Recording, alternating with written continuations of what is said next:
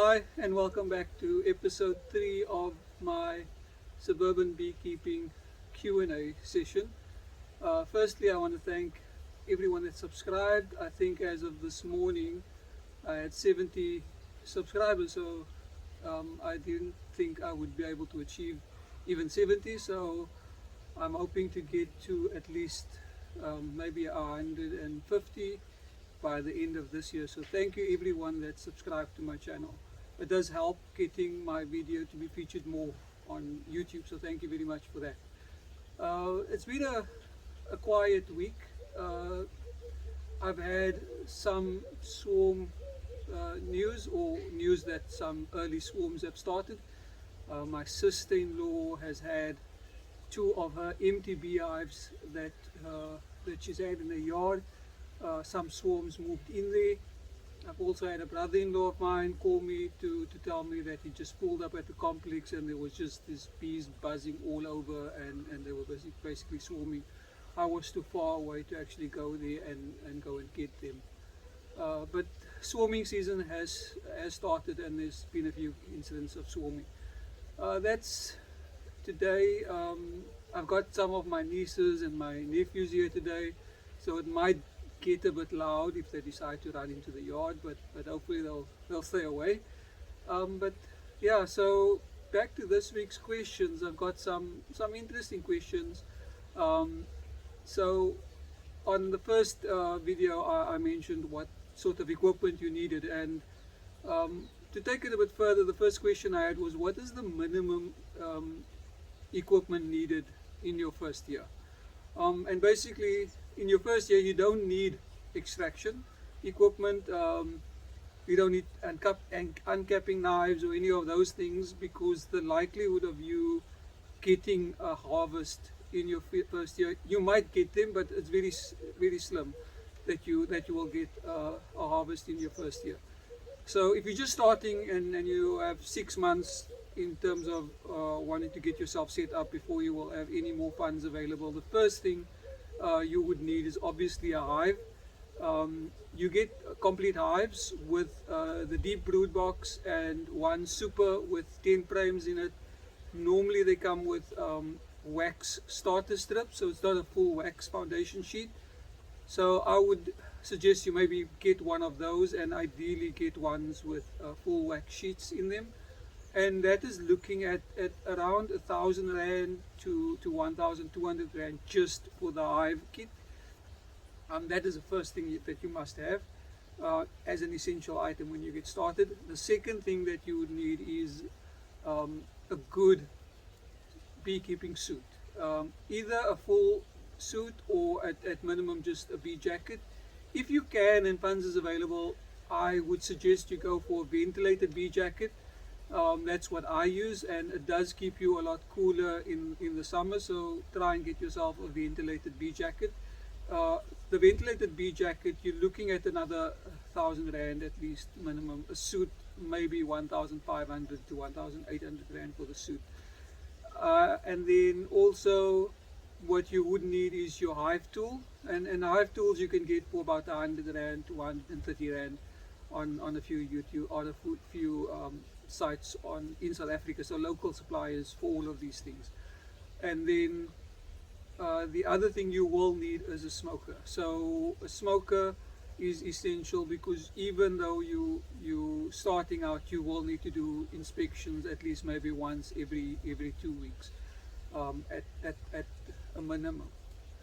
So a smoker definitely, and that's going to set you back probably another 250 to 300 Rand. So it's the hive kit at 1,000 Rand, a jacket at another 1,000 Rand, a hive tool at 150 Rand, and then a smoker at about 350. So you're looking at about 2,500 Rand for those items.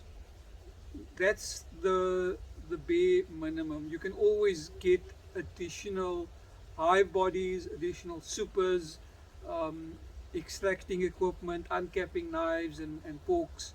You can get those things maybe after 6 to 9 months, and starting off with supers, because your colony will expand, and to prevent your own colony from swarming, you need to give them space, and adding supers helps with that. So that was the first question. Question number two was what kind of hives should I get? And basically there's a number of hive options that you can get. Um, there's the Warre hive, which is almost similar to a Langstroth beehive, but it's a bit different in the sense that you don't stack your supers on top. When you're expanding the boxes, you lift up the brood and you stack them from the bottom. You're under super basically. And then you get a top bar hive, which is basically almost like a horizontal hive, but it's just a bar, and the bees will build their wax on this bar, and you will remove the comb when you extract. You can't put top bar frames into a spinner. So my opinion on it, I haven't used them yet, but I don't want to extract all the comb and remove all the comb every time I do a honey harvest. It takes a lot of resources for bees to create comb. I think for every kilogram of comb that bees produce, it takes them 8 kilograms of honey in terms of resources and energy to produce that comb. So comb is very, very valuable to bees. So I wouldn't go with the warrior hive because yeah, you're losing so much comb every time. They have to start from scratch every time you harvest from a warrior hive. The most common hive is the Langstroth hive, and that was invented by Lorenzo Langstroth in America. I can't remember exactly the year now, but it's become the default standard for hive bodies in South Africa. You get them predominantly in South Africa. We have the 10 frames, so you would have a deep box, and that would be your brood chamber, and there would be 10 frames in there, and you would have supers where you put your honey, and that would be stacked on top. That is the most common hive that you can find almost anywhere in South Africa. If you search your local Gumtree for beehive or your Facebook marketplace, you will find Langstroth hives for sale, and they go for, like I said, R1,000 for the full kit.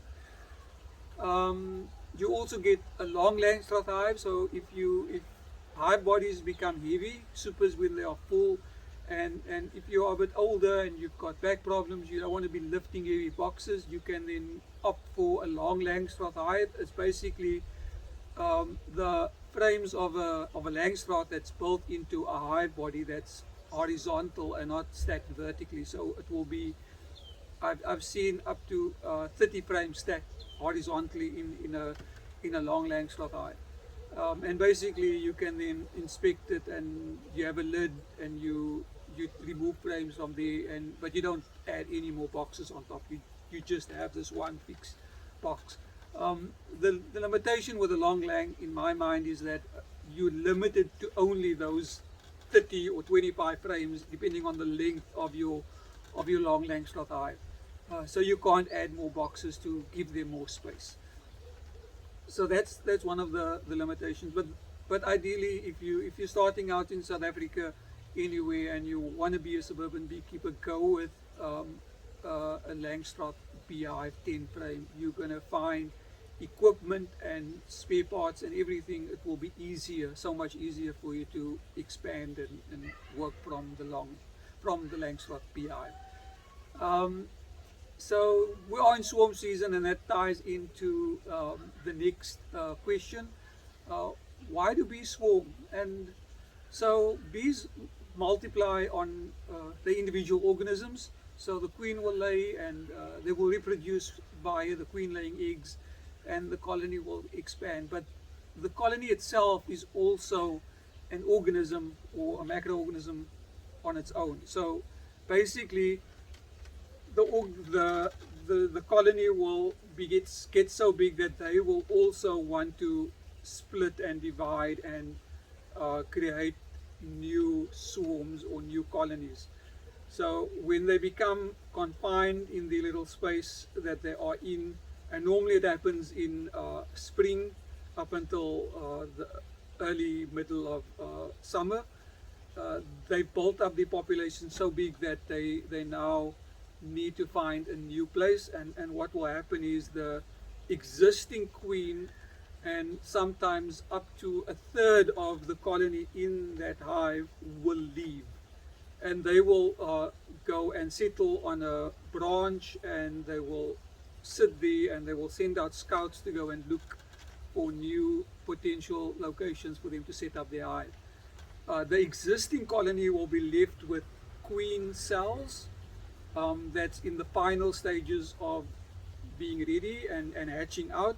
And once that virgin queen hatches from her cell, she will go on a mating flight and return and end up being the new queen and build up that colony again until they swarm, either again that same year or sometimes the next year. So that's the reason why they swarm. It's a super organism, and they need to multiply and replicate as well. So coming to the next question also, which is this person saying that I don't want to buy bees. How do I attract the swarm? So it's the perfect time of the year to attract swarm. So when the swarm is hanging on the tree, what will happen is they will send out scout bees to go and scout potential new sites. And one thing that you can do as a new beekeeper is put up swarm traps, and you get dedicated swarm traps, which is sometimes a 5-frame Langstroth box, which is basically half the size of a normal Langstroth hive. And there's frames in there, and what you will do is don't put any food in there.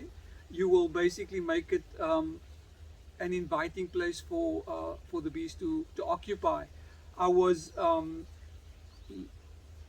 listening to an audiobook by Professor Dr. Tom Seeley, and he has this brilliant book on that he called The Honeybee Democracy, and that basically tells you all about the swarms and how they decide on where to go. And in his research, he found that the ideal swarm location is a cavity that's 25 liters in size, that's got a small entrance, and about I think it was 4 to 5 meters above the ground.